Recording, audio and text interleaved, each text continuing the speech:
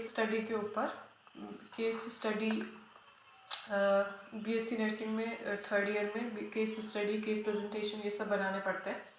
तो मैंने एपिलेप्सी पे केस स्टडी बनाया था, वही मैं शेयर कर रही हूँ। सबसे पहले है हमारा एक फॉर्मेट दिया था जो हमारे टीचर्स ने हमें दिया था, तो उसके अकॉर्डिंग ये बना हुआ है। तो स्टूडेंट डेटा में सबसे पहले लिखा हुआ है नेम ऑफ द स्टूडेंट, इससे पहले भी है, उससे एक पहले एक इवेल्युएशन डेटा है कि हमारे टीचर्स ने ये इवेल्युएशन डेटा खुद से बना के फॉर्म करके हमें दिया था। उसके बाद दिया हुआ है स्टूडेंट डेटा। तो स्टूडेंट डेटा में सबसे पहले name of the student, class, date of case studies, case started मतलब जिस दिन से हमारी पोस्टिंग लगना शुरू हुआ था, and date of case ended जिस दिन पेशेंट क्या हो गया था, डिस्चार्ज हो गया था। नंबर ऑफ केस स्टडी, अब इसमें हम एक ही केस स्टडी है तो मैंने एक लिखा हुआ है। एरिया ऑफ केस स्टडी, अब हमारी जो ड्यूटी लगी थी वो लगी थी मेल मेडिसिन वार्ड में, तो मैंने यहाँ पे लिखा है मेल मेडिसिन वार्ड 17। अब उसके बाद फॉर्मेट में था patient data, name of the patient का नाम था मिस जुमाल, उनकी एज थी 64 ईयर और वो मेल थे, रिलीजन उनका हिंदू थे, मैरिटल स्टेटस मैरिड थे, एड्रेस वो नौगांव उत्तरकाशी से थे, एडमिशन नंबर उनका ये था 5117, नेम ऑफ द वार्ड था male medicine ward, date of admission थे वो 22 तारीख को हुए थे, एडमिट हुए थे, और डेट ऑफ डिस्चार्ज वो 27 तारीख को डिस्चार्ज हो गए थे। एजुकेशनल स्टेटस वो सिर्फ 5वीं पास थे, ऑक्यूपेशन उनका फार्मर था, वो एक किसान थे, और प्रोविजनल डायग्नोसिस था क्योंकि उनको सीजर हो रहे थे। फाइनल डायग्नोसिस उनका जो बन के आया था वो था सीजर, जीटीसीएस में generalise tonic clonic seizure epilepsy, और कंसल्टेंट डॉक्टर थे डॉक्टर कुमार जी कौल, ये था। उसके बाद थी चीफ कंप्लेन में था abnormal body movement around 8 PM for 1 to 2 minutes और ऑन 21 तारीख को उनको अबनॉर्मल बॉडी मूवमेंट्स हो रहे थे, तो ये उसकी चीफ कंप्लेन थी। History of similar episode year ago, एक साल पहले उनको यही हिस्ट्री मतलब यही सीजर का एपिसोड उनको पहले भी आया था।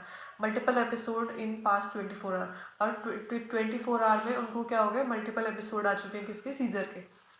हिस्ट्री ऑफ प्रेजेंट इलनेस, अब प्रेजेंट इलनेस में क्या है, प्रेजेंट इलनेस में है ऑनसेट, उनका जो ऑनसेट था वो था सडन था 21 तारीख को और 8 PM पे हुआ था, अराउंड 8 PM। कॉज था सेरेब्रल, जब हमने MRI CT कराया था तो उसमें जो कॉज बन के आया था वो था सेरेब्रल एट्रोफी, प्राइमरी कॉज, और सेकेंडरी कॉज था इरेगुलर मेडिकेशन, क्योंकि वो पहले से मेडिकेशन ले रहे थे, बाद में उनकी मेडिकेशन क्या कर दी गई थी, स्टॉप कर दी गई थी, उन्होंने खुद से लेना बंद कर दिया तो रिलैप्स हो गया। अब यहाँ पे है मिस्टर जुमाल 64 year old diagnosed with generalised tonic clonic seizure along with cerebral atrophy come to the hospital with chief complaint of abnormal body movement with multiple episode in 24 hour, no frothy discharge मतलब उनके मुंह से झाग नहीं निकल रहा था, discharge from mouth at that time, in ongoing medication injection एप्सोलिन, उनकी जो मेडिकेशन चल रही है प्रेजेंट हिस्ट्री में एप्सोलिन इंजेक्शन चल रहा है 100 mg का, वो भी TDS 3 टाइम इंजेक्शन, सिफ्टेक्सोन उनको चल रहा है, एंटीबायोटिक होता है सिफ्टेक्सोन 1 ग्राम IV लग रहा है BD 2 बारी, और लेविप्रिल लग रहा है सीजर को कंट्रोल करने के लिए 500 mg BD 2 बारी लग रहा है। और इसमें लिखा है नो हिस्ट्री ऑफ हाइपरटेंशन, को हाइपरटेंशन भी नहीं है, उसको डायबिटीज़ मेलाइटिस भी नहीं था, थायराइड भी नहीं था, अस्थमा भी नहीं था। Patient is referred from Uttarkashi Naugaon से उनको कहाँ रेफ़र किया गया था, देहरादून में किया गया था, देहरादून हॉस्पिटल में, गवर्नमेंट दून मेडिकल हॉस्पिटल में उनको क्या कर दिया गया था, रेफ़र कर दिया था। उनको क्या होते कंप्लेन ऑफ कन्वर्जन, चक्कर और अनकॉन्शियसनेस में वो आए थे। अब है उनकी फैमिली हिस्ट्री में ऐसा कुछ एज सच बताने की ज़रूरत नहीं है। अबला देवी उनकी मम्मी का नाम था, फादर का नाम, उनके पेशेंट, वाइफ, ये आप इसका स्क्रीनशॉट लेके देख लेना और इसमें देख लेना। फैमिली हिस्ट्री में यही सब था। फैमिली ट्री था तो इस तरीके से मैंने बनाया है, इस तरीके से ही वो थे। उनके अबला देवी उनके मम्मी पापा थे, जुमाल ये पेशेंट है, उन बचनी देवी से उनकी शादी हुई थी, फिर उनका राहुल 26 ईयर ओल्ड उनका एक बेटा है।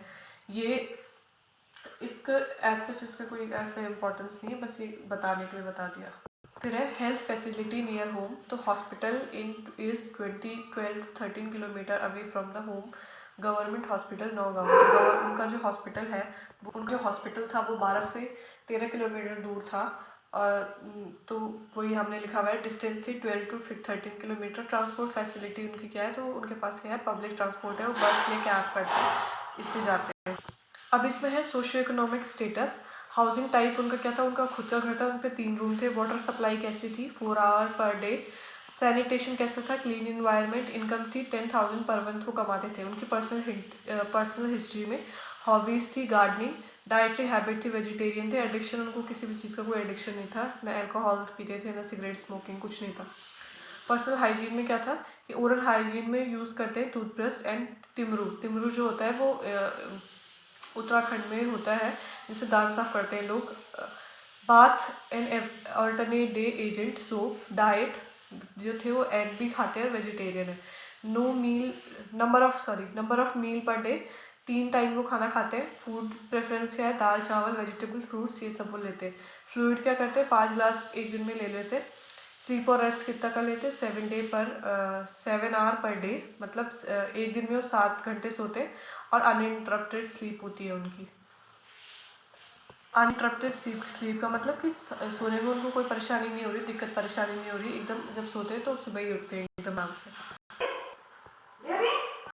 एलिमिनेशन में बाउल पर डे, तो इसमें है 4 to 5 टाइम्स डे रेगुलर।